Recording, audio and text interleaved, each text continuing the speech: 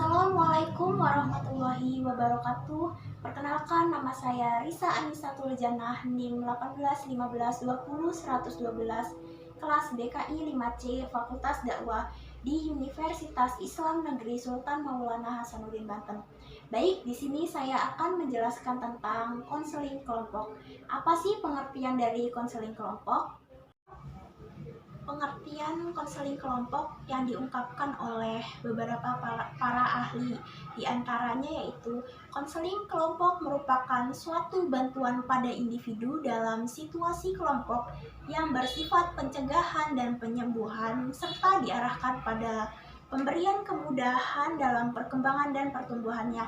Itu menurut Nur Ihsan dalam Purnanto tahun 2013, dan menurut Latifun dalam Lumongga tahun 2011 mengatakan konseling kelompok adalah bentuk konseling yang membantu beberapa individu yang diarahkannya mencapai fungsi kesadaran secara efektif untuk jangka waktu pendek dan menengah. Sedangkan menurut Adiputra tahun 2014 menjelaskan bahwa konseling kelompok merupakan upaya bantuan kepada individu dalam suasana kelompok yang bersifat pencegahan dan pengembangan dan diarahkan kepada pemberian kemudahan dalam rangka pengembangan dan pertumbuhannya. Jadi dapat disimpulkan bahwa pengertian konseling kelompok adalah proses pemberian bantuan yang dilakukan melalui wawancara konseling oleh seorang ahli atau yang biasa disebut dengan sebutan konselor kepada beberapa individu yang tergabung dalam suatu kelompok kecil dengan mempunyai permasalahan yang sama atau yang biasa kita sebut dengan sebutan klien atau konseli, dan membutuhkan bantuan yang bermuara pada terselesaikannya masalah yang sedang dihadapi oleh segenap anggota kelompok. Selanjutnya yaitu terdapat tujuan konseling kelompok. Apa sih tujuan dilaksanakannya konseling kelompok? Tujuan dilaksanakan konseling kelompok itu untuk memberikan kepada individu berupa pengalaman kelompok yang membantu individu untuk belajar, membantu individu membangun hubungan yang positif, peningkatan kepercayaan diri, tanggung jawab terhadap diri sendiri, dan dapat membuat rencana untuk dapat mengubah perilakunya. Kemudian selanjutnya saya akan membahas tahap-tahap konseling kelompok. Tahap konseling kelompok yaitu ada 4 tahap. Yang pertama tahap pembentukan, yang kedua tahap peralihan, yang ketiga tahap pelaksanaan kegiatan, yang keempat tahap pengakhiran. Di dalam tahap pembentukan yaitu membahas tentang kegiatan yang meliputi pengenalan dan pengungkapan tujuan, terbangunnya kebersamaan, dan keaktifan pemimpin kelompok. Kemudian dalam tahap peralihan yaitu membahas tentang perihal suasana kegiatan, suasana ketidakseimbangan, dan tahap peralihan ini merupakan jembatan antara tahap 1 dan tahap 2. Dalam tahap pelaksanaan kegiatan itu isinya membahas tentang pengemukaan masalah, pemilihan masalah, dan pembahasan sebuah masalah. Dan yang terakhir terdapat tahap pengakhiran. Dalam tahap pengakhiran ini isinya yaitu tentang pembahasan dan penjelajahan tentang kemampuan anggota kelompok untuk menerapkan apa yang telah dipelajarinya. Selanjutnya di dalam konseling kelompok itu terdapat teknik konseling kelompok. Menurut Salahuddin tahun 2010 halaman 96 menyatakan bahwa teknik konseling kelompok digunakan untuk membantu individu dalam memecahkan masalah-masalah melalui kegiatan kelompok. Artinya, masalah itu dirasakan oleh kelompok atau individu sebagai anggota kelompok. Berikut beberapa bentuk khusus cara konseling kelompok yaitu: 1. Ada homeroom program. Homeroom program yaitu suatu program kegiatan yang dilakukan dengan tujuan agar pemimpin kelompok mengenal peserta kelompok lebih baik sehingga dapat membantunya secara efisien. Jadi kegiatan homeroom program ini dilakukan di dalam kelas dengan bentuk pertemuan antara konselor dan klien di luar jam pelajaran untuk membicarakan beberapa hal yang dianggapnya penting. Dua itu ada karya wisata. Di samping berfungsi sebagai kegiatan rekreasi atau sebagai metode mengajar, karya wisata dapat berfungsi sebagai salah satu cara dalam konseling kelompok. Jadi dengan diadakannya karya wisata, siswa meninjau objek-objek menarik dan mereka mendapat informasi yang lebih baik dari objek itu. Siswa juga dapat kesempatan untuk memperoleh penyesuaian dalam kehidupan kelompok, misalnya pada diri sendiri juga dapat mengembangkan bakat dan cita-cita yang ada. Yang ketiga yaitu ada diskusi kelompok. Diskusi kelompok merupakan suatu cara memberikan kesempatan kepada siswa untuk memecahkan masalah bersama-sama. Jadi setiap siswa mendapat kesempatan untuk mengeluarkan pikiran masing-masing dalam memecahkan suatu masalah. Dalam diskusi juga tertanam pula rasa tanggung jawab dari harga diri.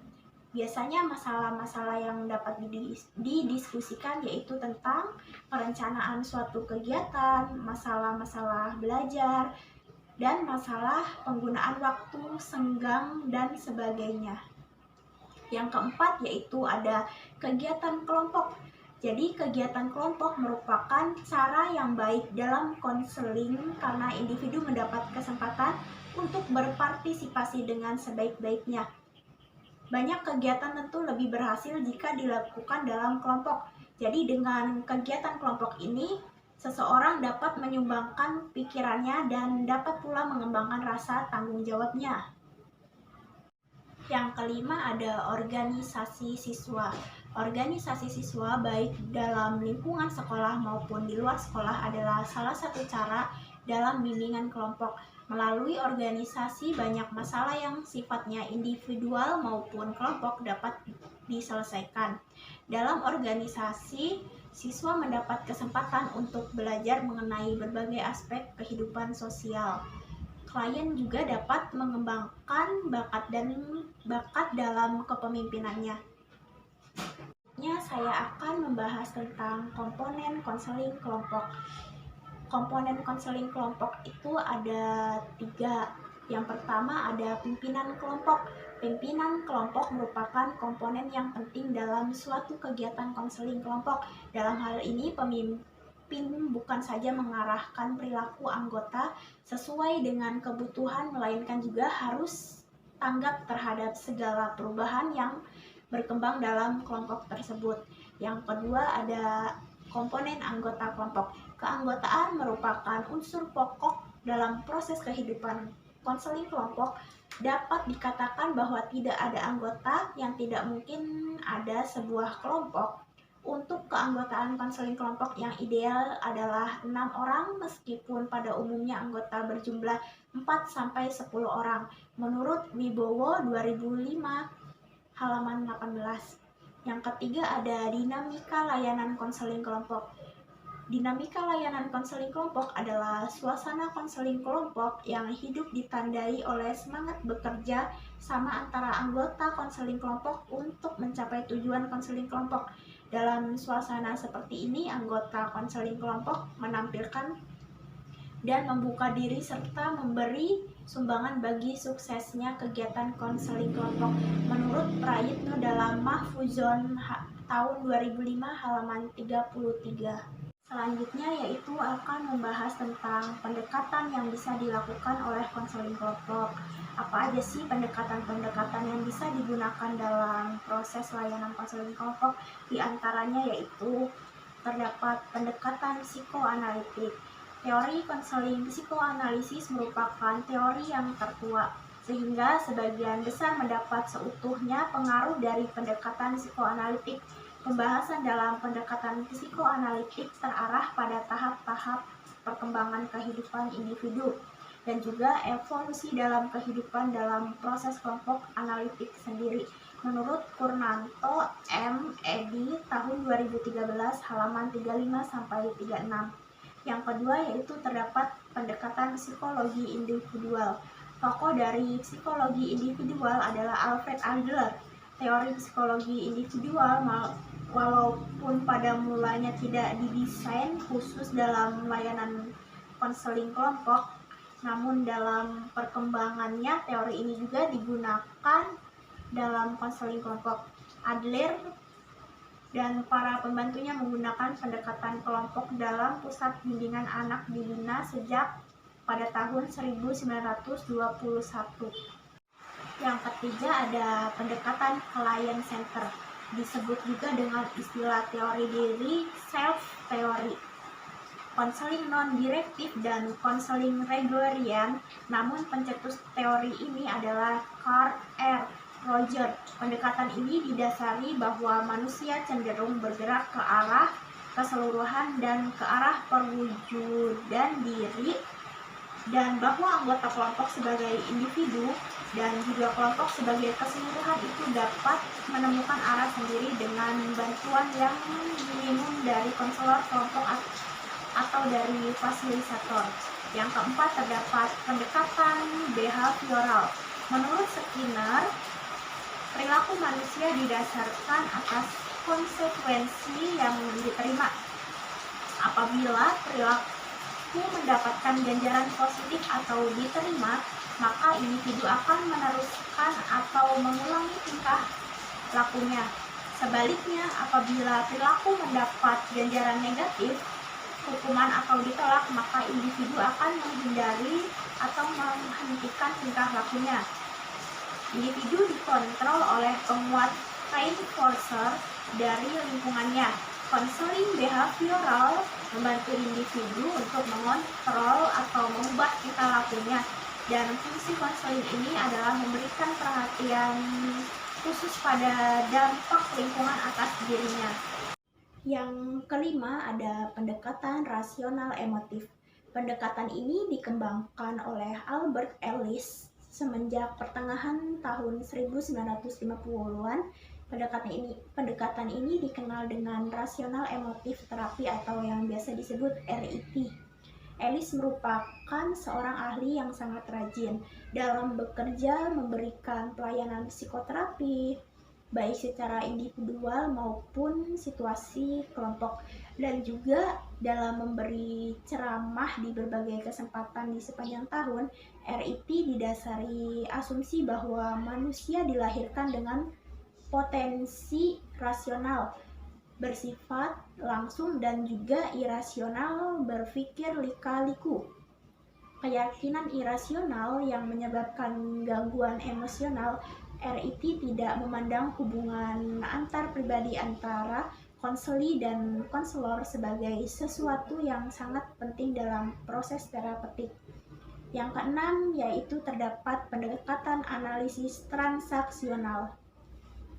Menurut Lutfi Fauzan dalam buku Pendekatan-pendekatan Konseling Individual tahun 1994, pendekatan analisis transaksional dikembangkan oleh Eric Berne tahun 1910 sampai 1970 setelah ia mendapatkan gelar medical doctor dari McGill University di Montreal pada tahun 1935. Ia menyelesaikan spesialisasi psikiatri di Yale University. Ketika mengabdi di Tentara Amerika Serikat US Army selama tahun 1943 sampai 1946. Ia mulai bereksperimen tentang terapi kelompok. Setelah itu ia mulai praktek psikiatri di Carmel, California. Dan yang ketujuh, yang terakhir ini ada pendekatan realitas. Pendekatan realitas ini menekankan bahwa semua perilaku yang muncul dalam diri seorang bertujuan untuk memenuhi satu atau lebih kebutuhan dasar dari dirinya. Tetapi pendekatan realitas ini merupakan terapi jangka pendek yang berfokus pada saat sekarang, menekankan kekuatan pribadi dan jalan bagi anggota kelompok bisa belajar tingkah laku dan lebih realistik. Mungkin itu saja yang dapat saya sampaikan. Kurang dan lebihnya mohon maaf. Wabillahi taufik wal hidayah. Wassalamualaikum warahmatullahi wabarakatuh.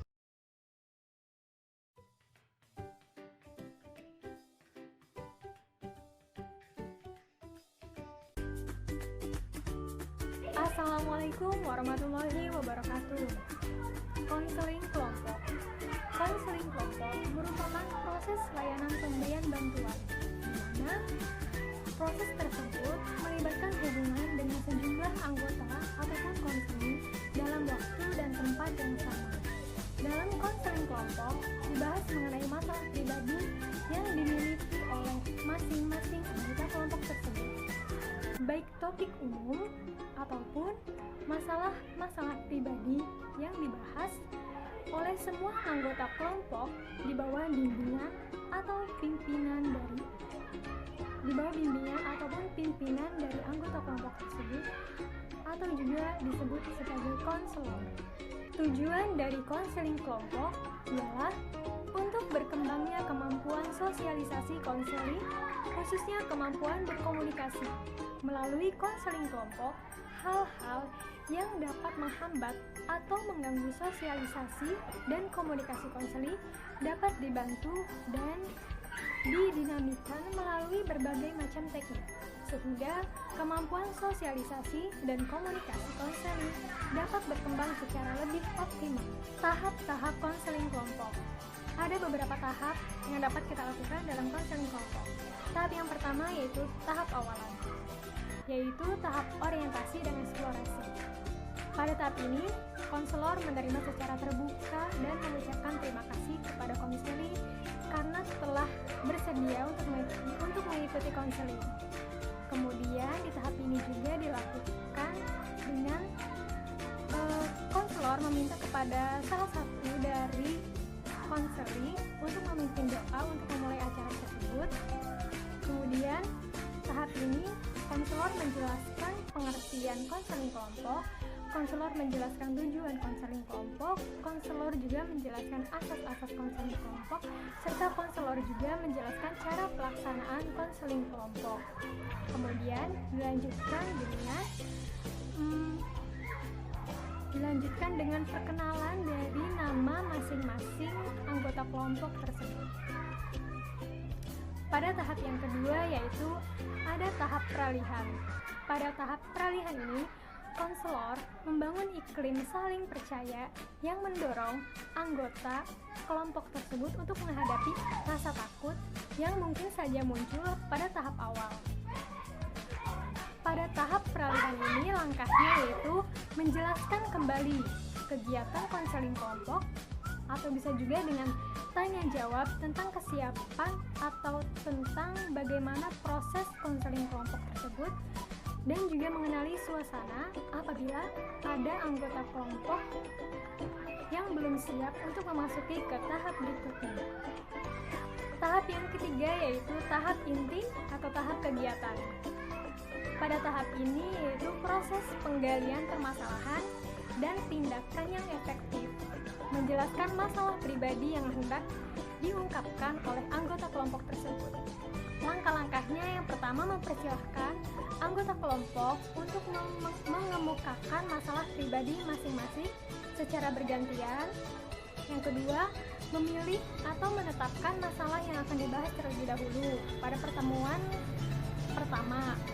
Yang ketiga, membahas masalah yang terpilih secara tuntas, yaitu dengan persetujuan dari seluruh anggota kelompok. Yang keempatnya, bisa juga dilakukan dengan ringan. Kelimanya, menegaskan komitmen anggota yang masalahnya telah dibahas, apa yang akan dilakukan berkenaan dengan adanya pembahasan penyelesaian masalah tersebut. Selanjutnya, tahap yang terakhir, yaitu tahap pengakhiran.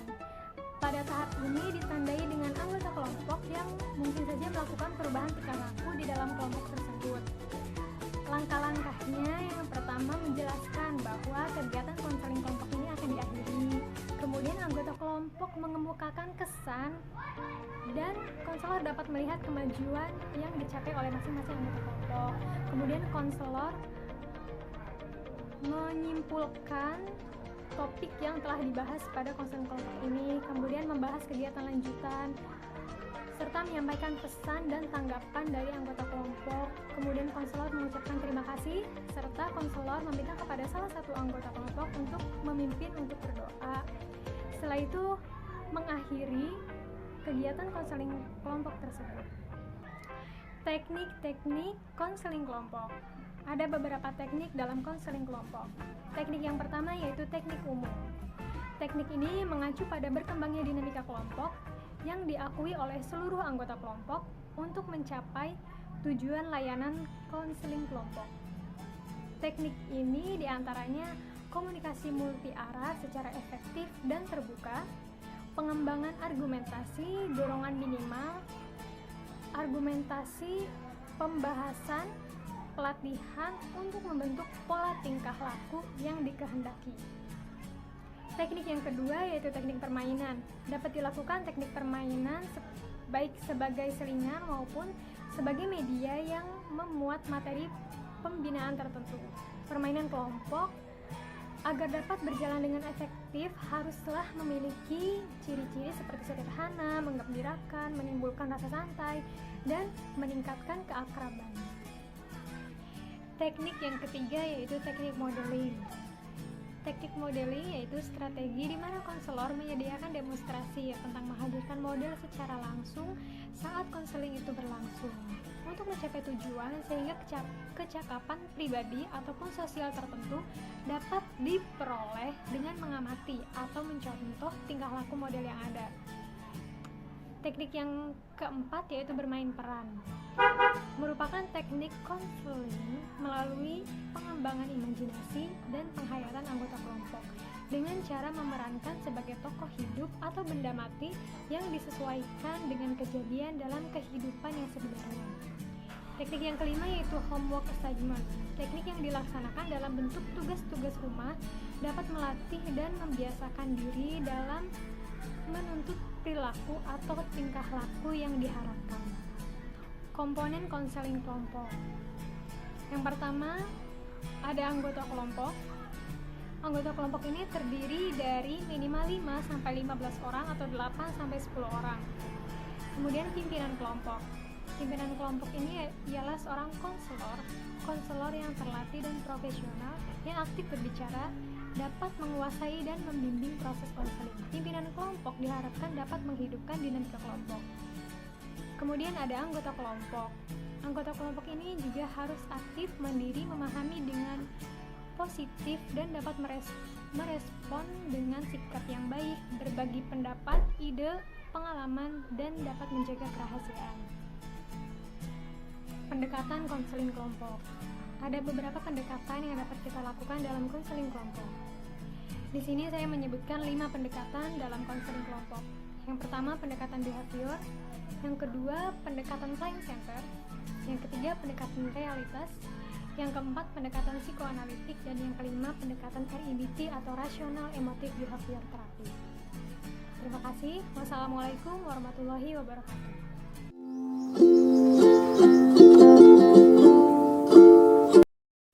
Assalamualaikum warahmatullahi wabarakatuh. Perkenalkan, nama saya Diah Pratya Paramita. Saya jurusan Bimbingan Konseling Islam semester 5. Saya akan sedikit menjelaskan tentang apa itu konseling kelompok. Konseling kelompok adalah suatu proses konseling antara konselor dengan sekelompok orang untuk membantu setiap anggota kelompok agar lebih memahami dirinya sendiri dan lingkungan sekitarnya. Tujuannya agar setiap anggota kelompok lebih memahami tentang dirinya sendiri dan lebih simpatik terhadap orang-orang di sekitarnya. Lalu, apa saja tahapan dalam konseling kelompok? Yang pertama, ada pembukaan, di mana konselor membangun chemistry atau hubungan yang baik dengan setiap anggota. Yang kedua, ada penjelasan masalah, di mana konselor meminta setiap anggota untuk memikirkan satu topik yang akan mereka bahas. Yang ketiga, ada penggalian latar belakang masalah, di mana konselor meminta setiap anggota untuk menyampaikan pendapatnya tentang topik yang lagi dibahas. Yang keempat, ada penyelesaian masalah, di mana konselor dan setiap anggota kelompok memikirkan solusi yang tepat untuk menyelesaikan masalah tersebut. Dan yang terakhir, ada penutup, di mana konselor akan memberikan hasil kesimpulan pada pertemuan kali ini. Dan jika dirasa masih kurang cukup, bisa dilakukan pada pertemuan selanjutnya. Ada 11 teknik dalam konseling kelompok. Yang pertama, teknik reinforcement atau teknik penguatan. Kedua, teknik summary atau teknik meringkas. Ketiga, teknik pick up. Keempat, ability potential. Kelima, teknik probing. Keenam, refleksi perasaan. Ketujuh, teknik diskusi. Kedelapan, teknik interpretasi. Kesembilan, teknik konfrontasi. Kesepuluh, klarifikasi. Dan yang ke-11, role playing atau teknik bermain peran. Ada 3 komponen dalam konseling kelompok. Yang pertama, pemimpin kelompok. Dia ini seperti konselor. Dia yang memimpin dan dia juga yang memulai kegiatan tersebut. Dan kedua, ada anggota kelompok. Biasanya terdiri dari 7-15 orang. Harus ganjil ya. Ketiga, ada dinamika kelompok, di mana konselor membangun hubungan interaksi antar anggota kelompok. Ada 7 pendekatan dalam konseling kelompok. Yang pertama, pendekatan psikoanalitik. Dan kedua, pendekatan psikologi individual. Dan ketiga, pendekatan client center. Dan keempat, pendekatan behavioral. Dan kelima, pendekatan rasional emotif terapi atau ERT. Dan keenam, pendekatan analisis transaksional. Dan ketujuh, pendekatan realitas.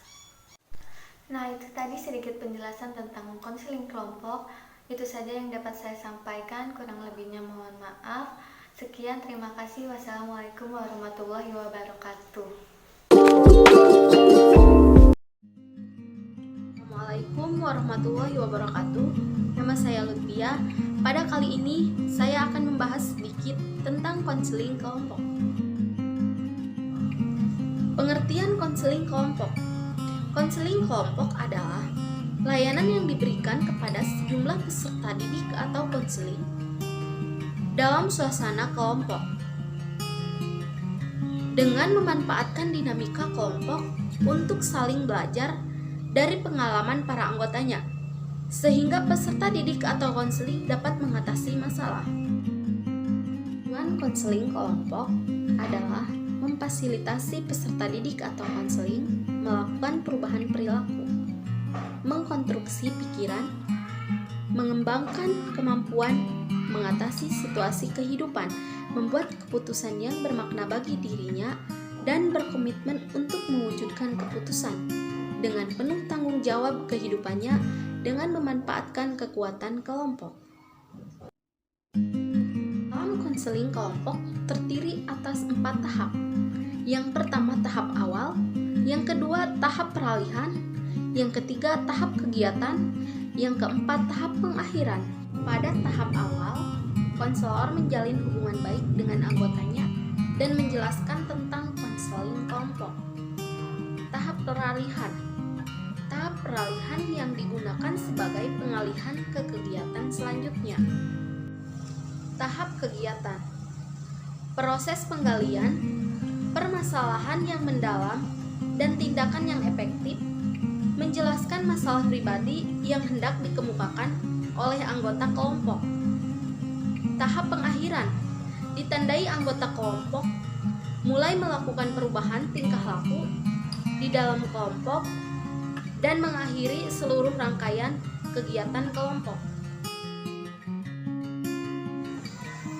Selanjutnya, di dalam konseling kelompok terdapat beberapa teknik, yaitu teknik penguatan, teknik meringkas, teknik pitch up, teknik ability potential response, teknik probing, teknik refleksi perasaan, teknik diskusi, teknik interpretasi, teknik konfrontasi, teknik klarifikasi, dan teknik bermain peran. Konseling kelompok memiliki 3 komponen. Yang pertama, pemimpin. Yang kedua, anggota kelompok. Yang ketiga, dinamika kelompok. Yang pertama, pemimpin, yaitu konselor yang memimpin anggota kelompok. Yang kedua, anggota kelompok, yaitu orang-orang yang mengikuti kegiatan kelompok. Yang ketiga, dinamika kelompok, yaitu keterkaitan antar anggota kelompok. Pendekatan yang terdapat pada konseling kelompok adalah behavior, realitas, client center, psikoanalisis, psikologi individual, rasional emotif terapi, dan analisis transaksional. Cukup sekian dari saya, kurang lebihnya mohon maaf. Assalamualaikum warahmatullahi wabarakatuh. Oke, assalamualaikum warahmatullahi wabarakatuh. Perkenalkan, nama saya Nasrul Kamal dari kelas BKI 5C dengan NIM 1815201116. Oke, langsung saja. Sebelumnya di sini saya akan membahas tentang materi yang saya dapatkan, yaitu membahas tentang bimbingan kelompok. Di dalamnya saya akan menjelaskan dengan pengertian bimbingan kelompok, apa tujuan dari bimbingan kelompok, apa tahap-tahap dari bimbingan kelompok itu sendiri, dan teknik-tekniknya dari bimbingan kelompok itu apa saja, dan yang terakhir adalah pendekatan-pendekatan bimbingan kelompok. Oke, langsung saja. Sebelumnya pasti teman-teman akan bertanya-tanya, apa sih itu bimbingan kelompok? Apa maksud dari bimbingan kelompok? Oke, di sini saya akan menjawab. Bimbingan kelompok itu adalah salah satu teknik pembimbingan yang berusaha membantu individu agar dapat mencapai perkembangannya secara optimal, sesuai dengan kemampuannya, sesuai dengan kemampuan, bakat, minat, serta nilai-nilai yang dianutnya dan dilaksanakan dalam situasi kelompok. Menurut ahli, yaitu Ibu Romlah, bimbingan kelompok itu ditujukan untuk mencegah timbulnya masalah pada siswa dan mengembangkan potensi diri siswa itu sendiri. Oke, selanjutnya tujuan dari bimbingan kelompok itu ialah yang pertama, satu, melatih siswa untuk berani mengemukakan pendapat di hadapan teman-temannya. Itu yang pertama. Yang kedua, melatih siswa dapat bersikap terbuka di dalam kelompok. Yang ketiga, melatih siswa untuk dapat membina keakraban bersama teman-temannya dan dalam kelompok khususnya dan teman di luar kelompok pada umumnya. Seterusnya, melatih siswa untuk dapat mengendalikan diri dalam kegiatan kelompok. Melatih siswa untuk dapat mengungkapkan atau bersikap tegang atau respect dengan orang lain. Melatih siswa juga memperoleh keterampilan sosial, membantu siswa mengenali dan memahami dirinya dalam hubungannya dengan orang lain. Itu adalah tujuan dari bimbingan kelompok. Terus tahap-tahap dari bimbingan kelompok itu apa saja? Nah, di sini saya akan menjawab. Jadi tahapnya itu yang pertama ada tahap pembentukan. Oke, tahap ini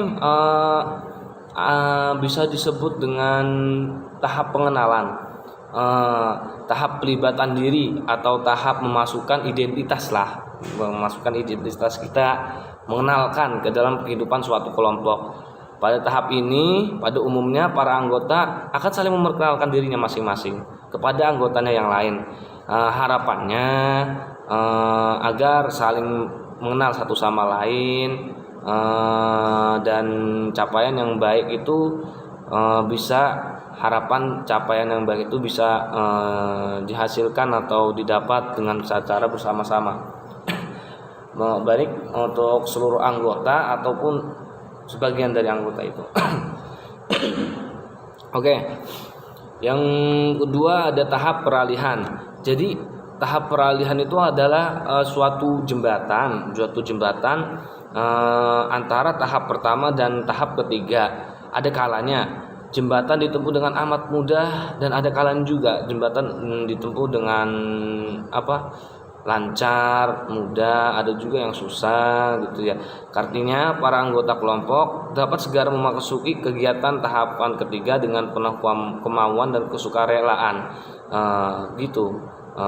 Jika ingin mudah, ya cara seperti itu harus ada sifat kesukarelaan dan harus ada dengan penuh kemauan. Oke. Tahap ketiga yaitu adalah tahap kegiatan. Tahap ini merupakan tahap inti dari kegiatan kelompok. maka aspek-aspek yang menjadi isi dan pengiringnya cukup banyak, dan masing-masing aspek tersebut perlu mendapat perhatian yang seksama dari pemimpin kelompok. Oke, yang terakhir yaitu ada tahap pengakhiran. Tahap pengakhiran ini perhatian utamanya itu bukanlah pada beberapa kali kelompok itu harus bertemu ya, tetapi pada hasil yang dihasilkan, hasil yang telah dicapai oleh kelompok itu setelah kegiatan kelompok memasuki pada tahap pengakhiran. Kegiatan kelompok hendaknya dipusatkan pada pembahasan dan hendaknya dijelajahkan tentang apakah para anggota kelompok itu mampu menerapkan hal-hal yang mereka pelajari dalam suasana bimbingan kelompok waktu itu pada kehidupan nyata mereka sehari-harinya ya. Nah, setelah itu kita membahas, yaitu selanjutnya ada membahas tentang teknik dari bimbingan kelompok ini. Yang pertama ada teknik pemberian informasi atau expository. Jadi expository ini teknik pemberian informasi atau disebut juga teknik ceramah. Jadi penjelasannya itu akan dijelaskan oleh seorang pembicara kepada sekelompok pendengar. Bisa jadi pembicaraan tersebut adalah konselor atau anggota, tapi jangan terlalu monoton atau jangan terlalu banyak menguasai jalannya bimbingan pada saat bimbingan kelompok tersebut. Yang kedua ada diskusi kelompok. Diskusi kelompok ini yaitu percakapan yang telah direncanakan antara 3 atau 4 orang atau lebih dengan tujuan untuk memecahkan masalah atau untuk memperjelas suatu persoalan. Selanjutnya ada pemecahan masalah. Teknik pemecahan masalah ini mengerjakan pada individu bagaimana pemecahan masalah secara sistematis ya. Seterusnya ada permainan peranan.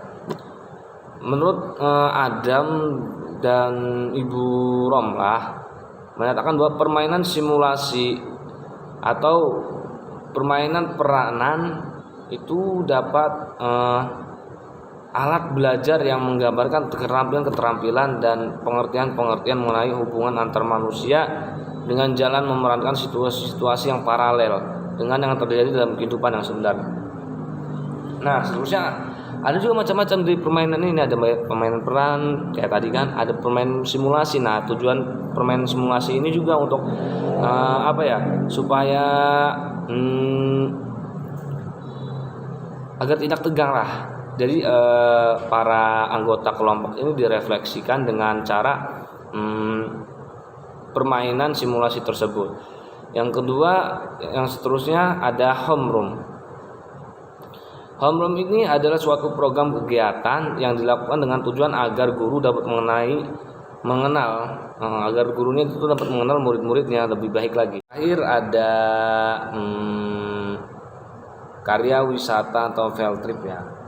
Jadi karya wisata ini adalah kegiatan rekreasi yang dikemas dengan metode mengajar untuk bimbingan kelompok dengan tujuan itu agar siswa dapat memperoleh penyelesaian dalam kelompok untuk dapat bekerja sama dan penuh tanggung jawab.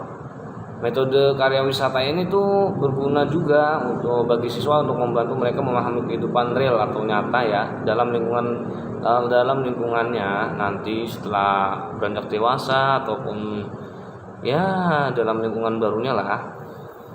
Terus saya akan membahas tentang komponen-komponen dari bimbingan kelompok ini. Jadi komponen dari bimbingan kelompok ini pertama ada anggota kelompok, yang kedua ada pemimpin kelompok, dan yang terakhir ada dinamika kelompok.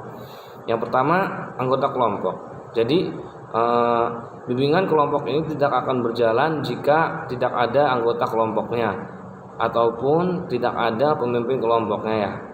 Nah, maka dari itu antara kelompok dan anggota kelompok dan pemimpin kelompok itu harus serasi, harus ada dua-duanya. Yang kedua ada pemimpin kelompok. Jadi pemimpin kelompok ini harusnya yang terlatih dan berwenang menyelenggarakan praktek anggota kelompoknya. Pemimpin kelompok ini harus tidak boleh egois, artinya harus mengerti dengan keadaan ataupun klien-kliennya yang akan dilaksanakan dalam bimbingan kelompok ini. Pemimpin kelompok ini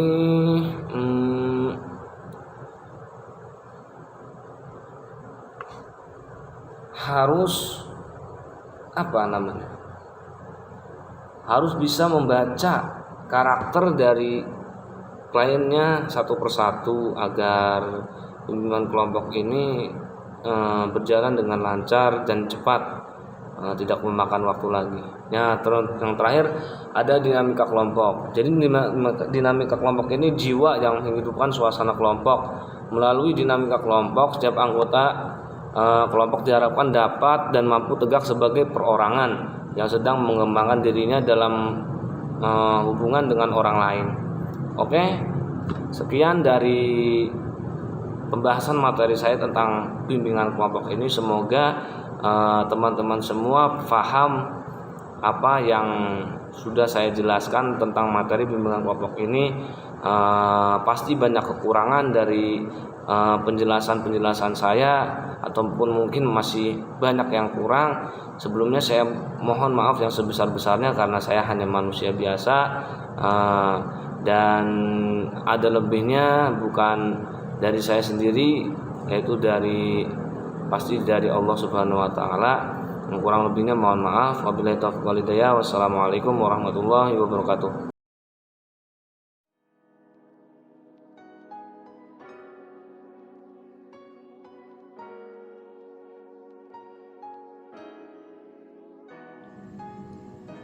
Bismillahirrahmanirrahim. Assalamualaikum warahmatullahi wabarakatuh. Perkenalkan, nama saya Nasihatul Aisyah dari jurusan Bimbingan Konseling Islam. Saya dari semester 5. Di sini saya akan sedikit menjelaskan tentang apa itu konseling kelompok. Jadi konseling kelompok itu merupakan konseling dengan memanfaatkan kelompok untuk membantu memberi umpan balik atau feedback dan pengalaman belajar. Dan tujuan dari konseling kelompok ini adalah melatih anggota kelompok agar dapat bertenggang rasa terhadap teman sebayanya, dapat mengembangkan bakat dan minat masing-masing anggota kelompok. Selanjutnya untuk mengentaskan permasalahan-permasalahan individu dalam kelompok tersebut. Selanjutnya ada mengembangkan bakat dan minat masing-masing dari anggota kelompok tersebut. Selanjutnya ada tahapan-tahapan dalam konseling kelompok ini. Ada 4 tahapan dalam konseling kelompok. Yang pertama yaitu pelibatan diri. Ini termasuk dalam tahap pembentukan. Jadi tahap pembentukan itu adalah tahap pelibatan diri atau tahap pemasukan diri ke dalam kehidupan suatu kelompok. Pada tahap ini umumnya para anggota saling memperkenalkan diri dan juga mengungkapkan tujuan-tujuan mereka atau harapan mereka yang ingin dicapai. Yang kedua adalah tahap peralihan. Pada tahap peralihan ini merupakan jembatan antara tahap pertama dan tahap ketiga. Nah, pada tahap ini tugas konselor yaitu membantu para anggota untuk mengenali dan mengatasi halangan, kegelisahan, keengganan, sikap mempertahankan diri, dan sikap ketidaksabaran yang timbul pada saat itu. Nah, selanjutnya ada tahap ketiga. Tahap ketiga itu yaitu tahap kegiatan. Nah, pada tahap kegiatan ini merupakan tahap dan kegiatan konseling kelompok dengan suasana yang ingin dicapai, yaitu terbahasnya secara tuntas permasalahan yang dihadapi oleh anggota kelompok dan terciptanya suasana untuk mengembangkan diri, baik yang menyangkut pengembangan kemampuan berkomunikasi maupun menyangkut pendapat dan dikemukakan oleh kelompok. Oke, yang terakhir adalah tahap keempat atau tahap terakhir. eh, yaitu tahap pengakhiran. Pada tahap ini terdapat dua kegiatan, yaitu penilaian atau evaluasi dan tindak lanjut atau follow up. Tahap ini merupakan tahap penutup dari serangkaian kegiatan konseling kelompok dengan tujuan telah tuntasnya topik yang dibahas oleh kelompok tersebut. Yang selanjutnya adalah ada juga beberapa teknik yang digunakan dalam konseling kelompok ini. Yang pertama yaitu teknik reinforcement atau teknik penguatan. Yang kedua teknik summary atau meringkas. Yang ketiga teknik pick up, dan yang keempat ability potential response. Yang kelima teknik probing, yang keenam refleksi perasaan, dan yang ketujuh teknik diskusi. Yang kedelapan ada teknik interpretasi, yang kesembilan ada teknik konfrontasi, dan yang kesepuluh ada refleksi diri, dan yang terakhir ada teknik bermain peran atau role playing. Nah, menurut Prayitno, ia menjelaskan bahwa dalam konseling ini, konseling kelompok, terdapat 3 komponen yang berperan, yaitu pemimpin kelompok, peserta atau anggota kelompok, dan yang ketiga adalah dinamika kelompok. Selanjutnya, dalam pembahasan yang terakhir ini ada pendekatan-pendekatan dalam konseling kelompok. Yang pertama yaitu psikoanalitik, yang kedua yaitu psikologi individual, yang ketiga yaitu client center, yang keempat yaitu behavioral, dan yang kelima rasional emotif terapi. Yang keenam ada analisis transaksional, dan yang keenam ada refleksi. Baik, segitulah yang ingin saya sampaikan dalam video ini guna memenuhi tugas ujian akhir semester pada mata kuliah mikrokonseling. Terima kasih dan mohon maaf yang sebesar-besarnya. Wassalamualaikum warahmatullahi wabarakatuh.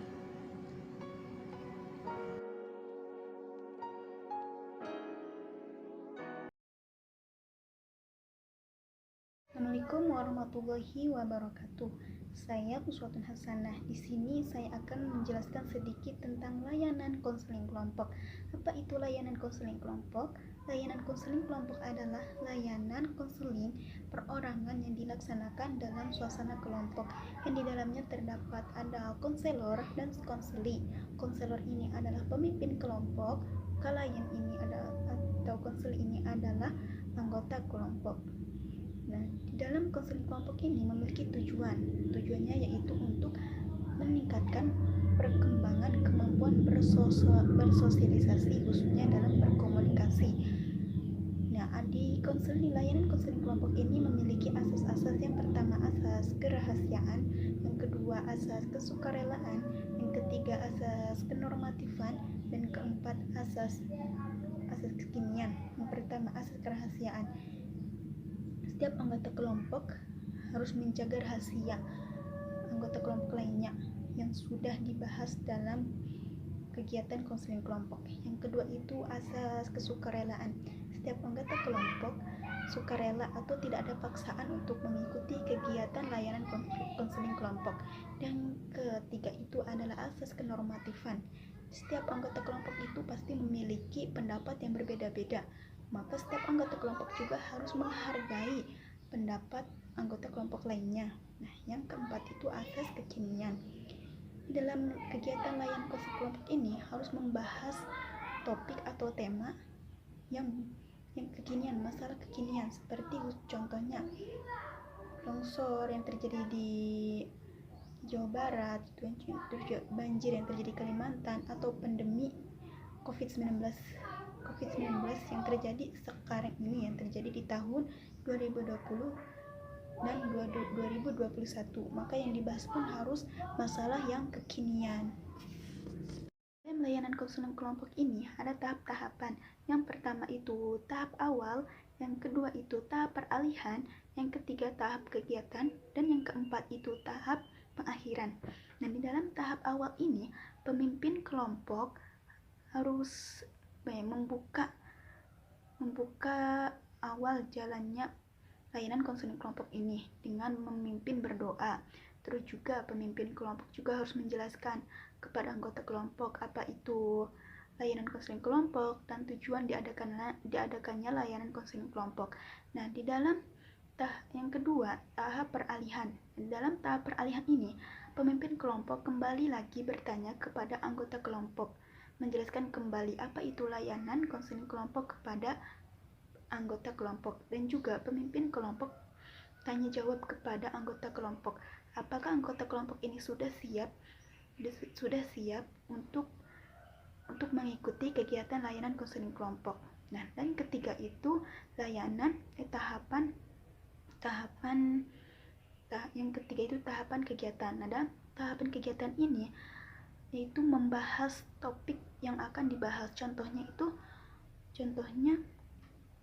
Contohnya ketika akan membahas pandemi COVID-19, maka di dalam tahap kegiatan ini yaitu membahas apa itu sebab terjadinya COVID-19 dan bagaimana cara penanganannya. Yang terakhir itu tahap akhir atau tahap penutup, yang dimana pemimpin kelompok juga harus memimpin berdoa penutup sebagai penutup, dan juga anggota kelompok harus kesan dan pesannya selama mengikuti kegiatan layanan konseling kelompok, dan juga membahas tindak lanjut apakah layanan konseling kelompok ini akan diadakan lagi atau tidak. Di dalam konseling kelompok juga ada teknik-tekniknya. Pertama itu teknik umum, yang kedua itu teknik permainan kelompok, yang ketiga itu menggunakan humor. Nah, dalam teknik umum ini yaitu teknik-teknik yang digunakan dalam penyelenggaraan konseling kelompok. Dan yang kedua ini teknik permainan kelompok. Nah, teknik permainan kelompok ini itu mempunyai ciri-ciri. Yang pertama itu sederhana, menggembirakan, menghasilkan suasana santai, dan meningkatkan keakraban. Kenapa meningkatkan keakraban? Karena di setiap anggota kelompok ini kan berbeda-beda. Ada yang sudah kenal, ada yang belum kenal. Nah, maka diadakannya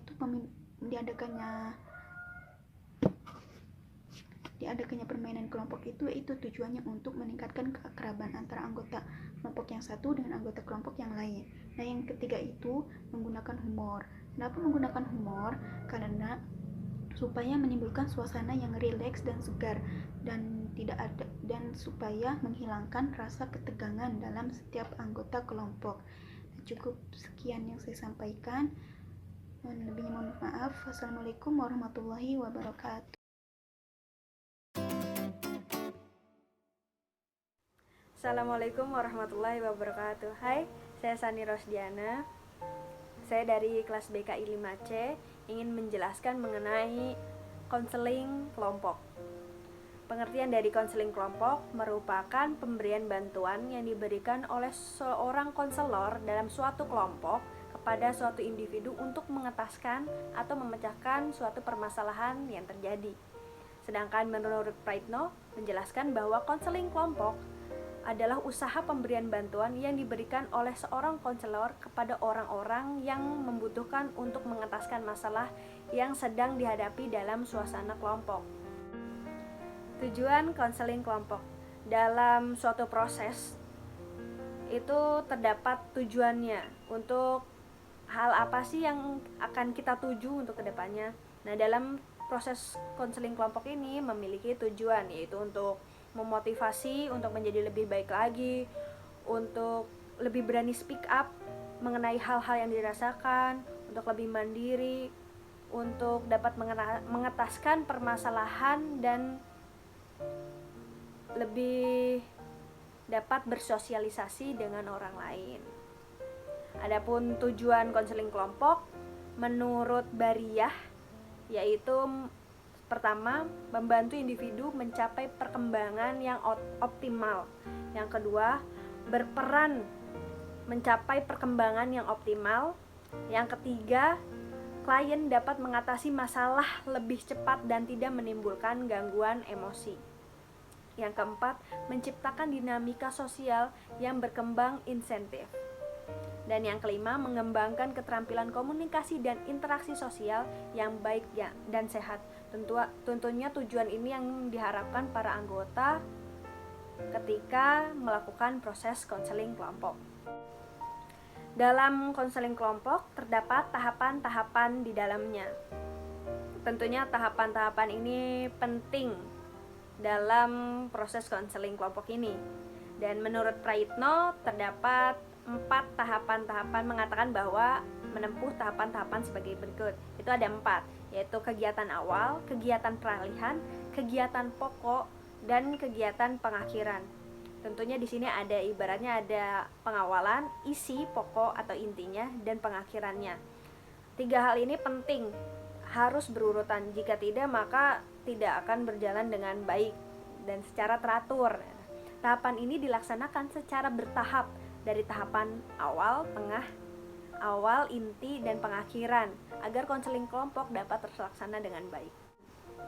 Teknik-teknik dalam konseling kelompok. Tentunya dalam suatu proses, apalagi ini dalam proses konseling kelompok, itu diperlukan teknik-teknik di dalamnya. Teknik-teknik tersebut meliputi yang pertama, terlibat dalam permainan peran dengan anggota atau konseli. Tentunya ini agar menciptakan suasana yang hangat kepada konseli dalam suatu proses konseling kelompok dalam suatu kelompok. Yang kedua, menggunakan humor, tentunya agar tidak tegang dan bisa mengeksplor apa yang dia rasakan dan bisa berbicara mengenai hal-hal yang terlintas atau permasalahan yang ada dalam dirinya. Yang ketiga, mengonfrontasikan konseli dan menolak dalih apapun. Yang keempat, membantu konseli untuk membuat perencanaan yang spesifik dalam tindakan. Yang kelima, menyesuaikan sebagai model guru. Yang keenam, memasang batasan dan membentuk situasi konseli yang nyaman. Walaupun senyaman itu tetap harus ada batasan antara konseli dan anggota gitu. Yang ketujuh, menggunakan konseling verbal atau sarkasme yang layak untuk mengonfrontasikan konseli dengan tingkah lakunya yang kurang realistis. Yang kedelapan, melibatkan diri dengan konseli dalam upaya mencari kehidupan yang lebih efektif. Komponen konseling kelompok. Komponen dalam suatu proses konseling kelompok ini sangat penting tentunya. Seperti dalam Praitno menjelaskan bahwa dalam konseling kelompok terdapat 3 komponen yang berperan, yaitu pemimpin kelompok selaku konseli, yang kedua itu anggota kelompok, tentunya kelompok tidak akan terjadi tanpa adanya anggota. Yang ketiga, dinamika atau suasana kelompok. Nah, 3 aspek ini merupakan komponen yang penting dalam konseling kelompok. Pendekatan dalam konseling kelompok. Pendekatan ini sangat penting. Mengapa sangat penting? Karena pendekatan itu berguna untuk apa sih pendekatan yang sesuai dengan permasalahan yang sedang dihadapi oleh klien atau dengan anggota. Jadi tidak semua pendekatan itu bisa dilakukan kepada konseling kelompok ini. Pendekatan dalam bimbingan konseling benar-benar diperlukan untuk mencapai tujuan yang terarah dan tidak asal-asalan. Tidak semua pendekatan dapat dilakukan untuk menangani masalah klien. Konselor harus mempertimbangkan pula standar kelayakan pendekatan yang sudah berlaku di Indonesia. Konseling memiliki berbagai macam pendekatan yang dapat membantu konselor dalam proses konseling. Pendekatan-pendekatan itu adalah yang pertama, pendekatan psikoanalitik. Dalam Corey mengatakan bahwa psikoanalisis merupakan teori pertama yang muncul dalam psikologi, khususnya yang berhubungan dengan gangguan kepribadian dan perilaku neurotis.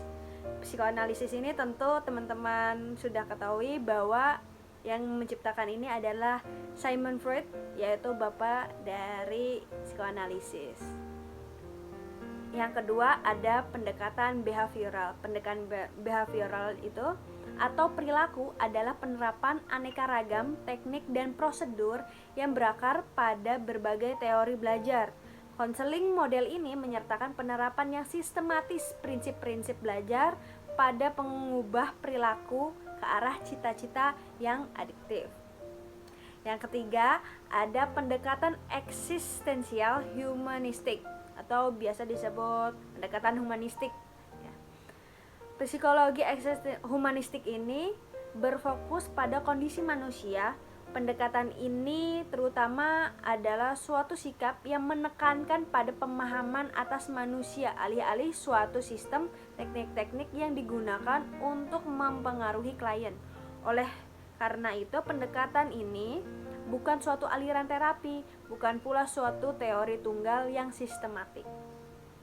Yang keempat, pendekatan client center. Terapi ini atau pendekatan ini dikembangkan oleh Carl Rogers dengan sebutan client center terapi, yaitu metode perawatan psikis yang dilakukan dengan cara berdialog antara konseli agar tercapai gambaran yang serasi antara ideal self, diri konseli yang ideal, dengan actual self, diri konseli yang sesuai dengan kenyataan yang sebenarnya. Pendekatan client center ini difokuskan pada tanggung jawab dan kesanggupan klien untuk menemukan cara-cara menghadapi kenyataan menjadi yang secara lebih penuh. Jadi lebih ke aktualisasi diri. Jadi biar bertanggung jawab atas apa permasalahan yang sedang dialaminya. Yang E, ada pendekatan Gestalt. Menurut pandangan Gestalt sendiri, untuk mengetahui suatu hal kita harus melihatnya secara keseluruhan. Karena bila hanya melihat pada bagian tertentu saja, kita akan kehilangan karakteristik penting lainnya. Jadi mempertahankan karakteristik yang sudah ada, hanya mengubah beberapa yang perlu diubah dalam suatu permasalahan yang terjadi pada suatu individu. Kemudian yang F, ada pendekatan rasional emotif terapi atau RET. RET bertujuan untuk memperbaiki dan mengubah sikap persepsi, cara berpikir, keyakinan serta pandangan klien yang irasional menjadi rasional, sehingga ia dapat mengembangkan diri dan mencapai realisasi diri yang optimal. Yang G, terdapat pendekatan realitas. Terapi realitas ini, pendekatan ini adalah bentuk pengubahan perilaku karena dalam penerapan institusionalnya merupakan tipe pengondisian operan yang tidak ketat. Tujuan dari pendekatan realitas ini adalah membimbing konseli ke arah mempelajari perilaku yang realistis dan bertanggung jawab serta mengembangkan identitas keberhasilannya. Jadi lebih realistis, lebih apa adanya, lebih tahu apa yang harus dia lakukan. Nah, yang terakhir ada pendekatan analisis transaksional. Nah, pada pendekatan ini menekankan aspek-aspek kognitif, rasional, behavioral, dan berorientasi kepada peningkatan kesadaran sehingga konseli akan mampu membuat putusan-putusan baru yang mengubah cara hidupnya. Jadi tujuan dari pendekatan ini mampu mengetahui hal apa yang harus diputuskan untuk hal apa yang akan mengubah hidupnya di masa yang akan datang. Jadi sekian pembahasan mengenai konseling kelompok dari saya. Kurang dan lebihnya mohon maaf. Wabillahi taufiq wal hidayah. Assalamualaikum warahmatullahi wabarakatuh.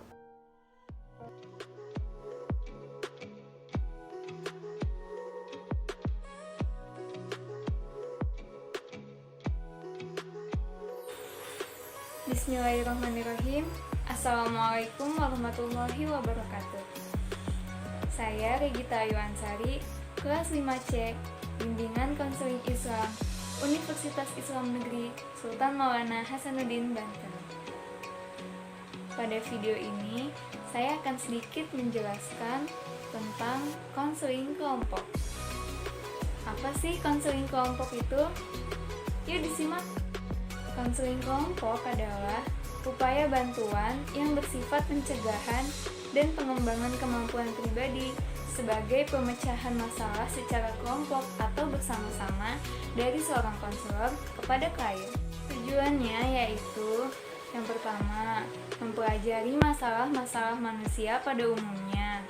Kedua, menghilangkan ketegangan emosi, menambah pengertian mengenai dinamika kepribadian, dan mengarahkan kembali energi yang terpakai untuk memecahkan masalah tersebut dalam suasana yang permisif. Ketiga, untuk mencapai tujuan bimbingan secara lebih ekonomis dan efektif daripada melalui kegiatan bimbingan individual. Dan yang keempat, untuk melaksanakan layanan konseling individual secara lebih efektif. Selanjutnya yaitu tahap-tahap konseling kelompok. Tahapan konseling kelompok itu ada 4. Yang pertama, tahap pembentukan. Kedua, tahap peralihan. Ketiga, tahap pelaksanaan kegiatan. Dan keempat, tahap pengakhiran. Tahap pembentukan meliputi pengenalan dan pengungkapan tujuan, terbangunnya kebersamaan, dan keaktifan pemimpin kelompok.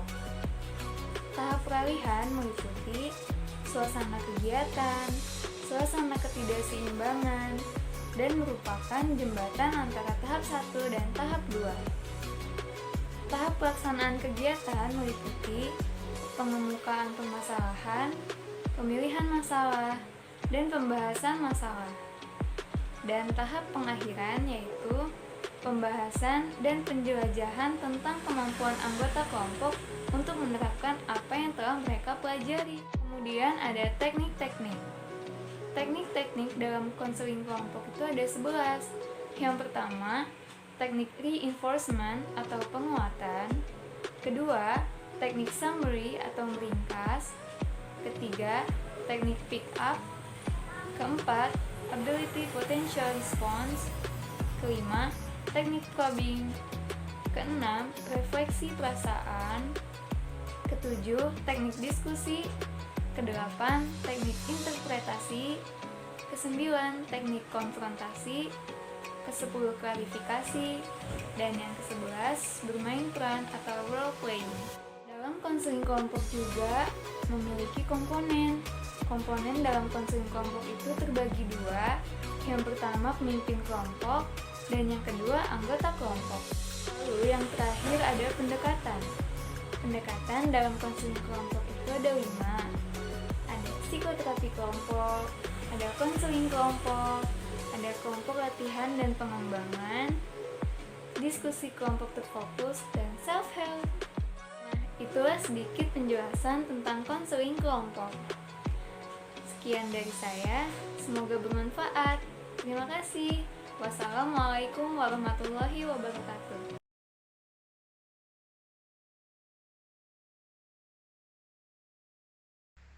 Assalamualaikum warahmatullahi wabarakatuh. Nama saya Sofa Wardatul Jannah, mahasiswa dari Universitas Islam Negeri Sultan Maulana Hasanuddin Banten, jurusan Bimbingan Konseling Islam semester 5. Pada kesempatan ini, saya akan menjelaskan tentang konseling kelompok. Pengertian konseling kelompok. Konseling kelompok adalah salah satu bentuk konseling yang memanfaatkan kelompok untuk membantu, memberikan umpan balik dan pengalaman belajar. Dalam prosesnya, konseling kelompok menggunakan prinsip-prinsip dinamika kelompok. Tujuan konseling kelompok. Tujuan konseling kelompok dibagi menjadi 2, yaitu tujuan teoritis dan tujuan operasional. Tujuan teoritis berkaitan dengan tujuan yang secara umum dicapai melalui proses konseling, sedangkan tujuan operasional disesuaikan dengan harapan klien dan masalah yang sedang dihadapi oleh klien. Tahapan-tahapan dalam konseling kelompok. Tahapan-tahapan dalam konseling kelompok dibagi menjadi 4 bagian. Yang pertama ada tahap pembentukan, yang kedua ada tahap peralihan, yang ketiga ada tahap kegiatan, dan yang keempat adalah tahap pengakhiran. Komponen-komponen dalam konseling kelompok. Komponen-komponen dalam konseling kelompok ada 3. Yang pertama, pemimpin kelompok, yang kedua, anggota kelompok, dan yang ketiga, dinamika kelompok. Teknik-teknik dalam konseling kelompok. Teknik-teknik dalam konseling kelompok ini dibagi menjadi 11 bagian. Yang pertama, ada teknik penguatan, yang kedua, ada teknik meringkas, Yang ketiga ada teknik pick up. Yang keempat ada teknik ability potential response. Yang kelima ada teknik probing. Yang keenam ada teknik refleksi perasaan. Yang ketujuh ada teknik diskusi. Yang kedelapan ada teknik interpretasi. Yang kesembilan ada teknik konfrontasi. Yang kesepuluh ada teknik klarifikasi. Dan yang terakhir ada teknik bermain peran. Pendekatan-pendekatan yang bisa digunakan dalam konseling kelompok. Pendekatannya itu ada 7. Yang pertama, pendekatan psikoanalisis. Yang kedua, pendekatan client center. Yang ketiga, pendekatan psikologi individual. Yang keempat, ada pendekatan behavioral. Yang kelima, ada pendekatan rasional emotif. Yang keenam, ada pendekatan analisis transaksional. Yang ketujuh, yaitu pendekatan realitas. Nah, sekian yang dapat saya sampaikan mengenai materi tentang konseling kelompok. Semoga bermanfaat. Wassalamualaikum warahmatullahi wabarakatuh.